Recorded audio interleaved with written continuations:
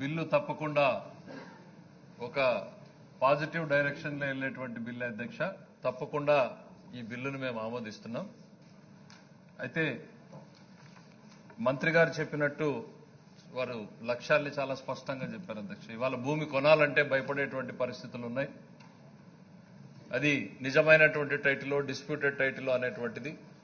ఈ పరిస్థితుల్లో ఈ బిల్లు రావాల్సినటువంటి అవసరం ఉందనేటువంటిది భారతదేశ ప్రభుత్వం కూడా గుర్తించింది అధ్యక్ష.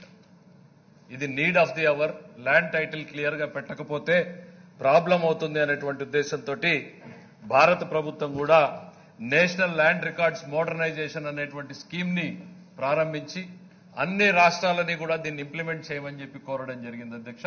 కర్ణాటకలో భూమి పేరుతో ఈ ప్రాజెక్ట్ ఇప్పుడు ఇంప్లిమెంటేషన్ లో ఉంది అధ్యక్ష.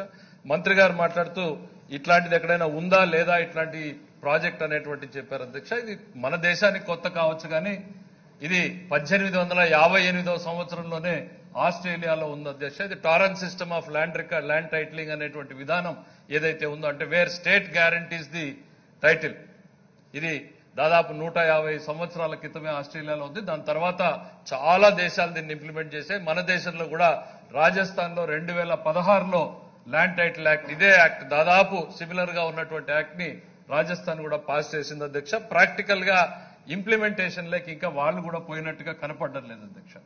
ఆశయాలు మాత్రం చాలా గొప్ప ఆశయాలు అధ్యక్ష. ఆచరణలో ఈ ప్రభుత్వం కాదు అధ్యక్ష, ఎవరు చేపట్టినా కూడా చాలా సమస్యలతో కూడుకున్నటువంటిది, చాలా కాంప్లికేషన్ తో కూడుకున్నటువంటిది.